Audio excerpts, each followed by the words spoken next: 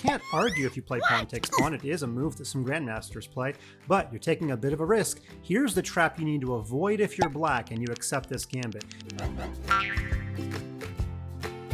Today, Fun Master Mike makes you a guarantee. If you memorize these opening traps that I teach you, you will win an entire chess game simply by playing the exact same moves. That's right, no original thought necessary. We've all seen this position before. Black's supposed to defend his pawn with a knight, but what if he defends it with a pawn? This is called Damiano's defense, but more like Domino's defense because Black's position is going to fall like dominoes. Black moved his f-pawn without my written permission, and we know this diagonal is begging to be occupied by a queen. So, if you memorize this move, you'll win the game. Watch. Knight takes e5. That's right. We're sacrificing, but we're not really, because we're going to get our material back, or we're going to checkmate that king. If he doesn't take us, thanks for the pawn. If he does take us, well, you know the next move. Queen to h5 check. Now, he's got two ways to block. He doesn't really want to move the king, but if he plays g6, we grab a second pawn, and you can immediately see, no matter how he gets his king out of check, we pick off the rook. A rook and two pawns is worth a lot more than that knight that we sacrificed, so easy win for us. Now, he could instead move his king, but if he does, we take this pawn anyway, and we're already only down 1 point.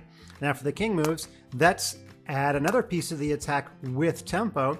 It's easiest to checkmate black on the edge of the board, so queen f5 check is the best move, and now this bishop is laying and waiting like a snake in his hole. Pawn to d4 discovered check. Black can block, but if you put pp on the pp, black is going down. He's going to lose a lot of material, or more than likely, get checkmated. See how neat it is? You're going to get to use that trap if you simply play chess long enough. Let's look at our next opening trap. Today's video is kind of like a lightning round. We're going to go through many more positions than we usually do. What if black doesn't play pawn f6 but plays knight f6? Now that by itself is not a bad move. It's called the Petrov defense. But what is bad is if black keeps on copying us. The e-file's open. Think you know what to do. Let's put a queen on that e-file. And black is already in big trouble because if he keeps on copying us, of course, if we take his knight and he takes us back, well, copying does not work out for the second team. So we're going to take his queen on the next turn. If he moves his knight, though, plays a move like knight f6, well, any knight move is discovered check, and the best one is knight c6, discovered check, and we pick off the queen on the next turn. About the best that black can do would be way back in this position. Instead of playing knight f6, play a move like d5, but you know what? We can still kick that knight out of there with d3. If he moves the knight, same discovered check is happening, knight c6. He could play a move like queen e7, but after takes, and takes, and takes, we've at least won a pawn. Notice he can't take back because that queen is pinned to the king. So we're going to trade queens. We're going to be ahead of pawn in the ending. It's a pretty successful opening for white. One neat thing about memorizing these traps is that you can play chess as good as the world champion. That's different than an athletic sport. If Fun Master Mike goes and watches the best golfer in the world hit the ball 300 yards, well, when I step up to the tee box, I'm lucky if I even get that ball in the air. Let's look at our third opening trap. We are returning to the scene of the crime. This time, no f6, no knight f6. Black plays the best move, knight c6. So far, so good. But after bishop c4, black has a bit of an important decision, which piece to develop next. I have long told kids bishop c5 is the safer of the two moves. However, if you play knight f6, you better know what to do if somebody plays the move knight to g5. Black is not lost by any means, but if you've not studied this position, you can get in trouble real quick. Because the only way to really stop the double attack on f7 is to play d5. Most kids find that move. But after pawn takes, you can't really take the pawn back. There are other various good moves here for black, but in practice, most kids do take this pawn back, and now we have the funniest name we're going to say all day, something called the fried liver attack. Yeah, why is it called that? Well, probably because black's position is about as tasty as fried liver. Knight takes f7, king takes, and now this knight is pinned, the king's out in the open. Let's put pressure on the pinned piece with tempo, queen f3. If the king moves anywhere besides e6, well, we simply get our piece back with interest. What does that mean? Well, when you put money in the bank and you get more back, it's called interest. Here, we're going to get an extra pawn if we simply win our knight. In fact, if the black king goes back here and we take the knight with either piece, it's going to be a very funny checkmate in a couple of moves. So black should try to keep his piece, but after king to e6, we can attack this knight a third time with knight c3. And in practice, white scores very well in this position because white almost always gets the piece back. He has a safer king. It's just much easier for white to play. Let's just show what could happen. Notice I'm not going to play the best moves for black. I just want to show you how quickly black can go down. Say black plays knight to d4. You can actually play bishop takes knight, and then the worst move for black would be king to e7. We have mate in 2. Did you find it? Queen f7 check. Only move for black is king to d6. Now we have to check the king, and we have to guard the luft, the escape square. So knight to e4 does the trick. There you go. Fried liver. Who wants to play black? That's right, no one. Who wants to eat fried liver? Probably still no one. Let's move on to our next opening trap. All right, we're done with e4, e5. This one comes courtesy of the French defense. And in the French defense, black tries to pile up on this pawn on d4. Now, how many times is black threatening it? Let's count together. I got 1, I've got 2, and I've got 3. Do you see a 4th? If you do, let's take you to the eye doctor because I don't think there is a way.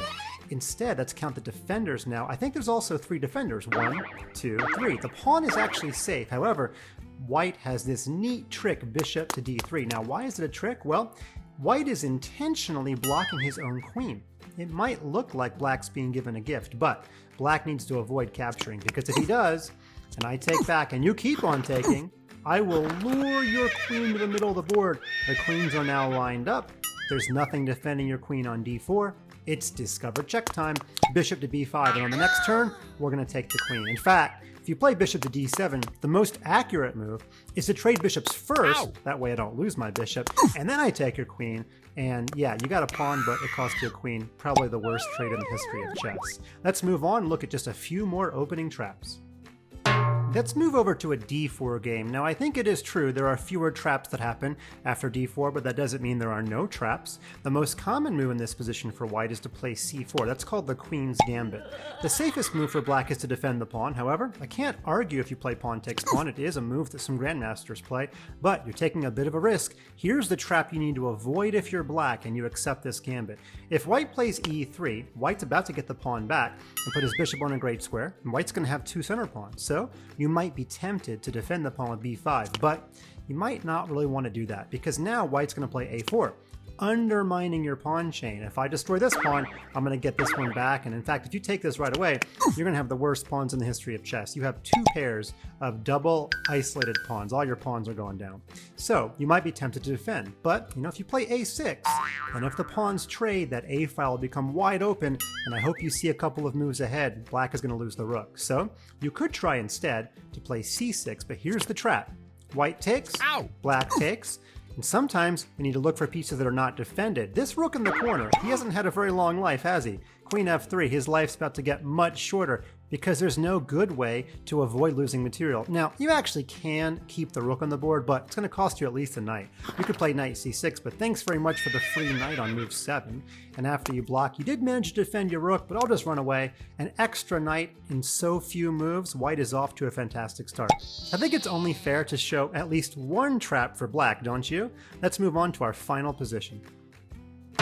And here we go, back to the queen's gambit. Let's say black does take my recommendation and defends the pawn with the pawn. Now, white can still pile on that pawn with knight c3, but we can just defend with the move knight f6. Now, let's just say white plays bishop g5. Seems like a reasonable move, right?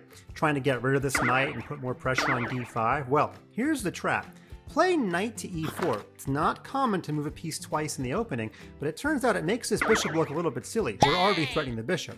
I can pretty much guarantee what your opponent's going to do. They're probably going to take your knight, because your knight, after all, is your best piece. But when you take back, this is a very funny position. I have shown this position to at least 30 or 40 chess kids. And when they realize the knight can't go to the square f3, they start thinking, well, how else can I develop? Almost 95% of those kids that I asked play the move e3 on the next turn, getting the bishop out, clearing out a new square for the knight, maybe to go to g3. But guess what? e3 is the losing move. It cuts off the bishop's ability to retreat. This bishop is not defended.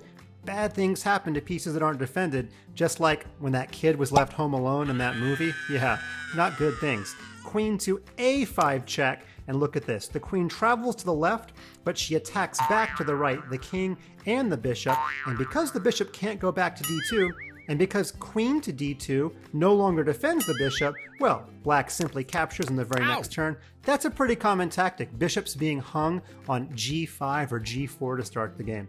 There you have it, chess kids. You're going to want to review this video 5 or 10 times. If you can remember every single trap that I've shown you, I can guarantee you're going to win material, maybe even win a game right out of the opening. Will you hit a golf ball 300 yards? Probably not. It's back to the golf course for Fun Master Mike.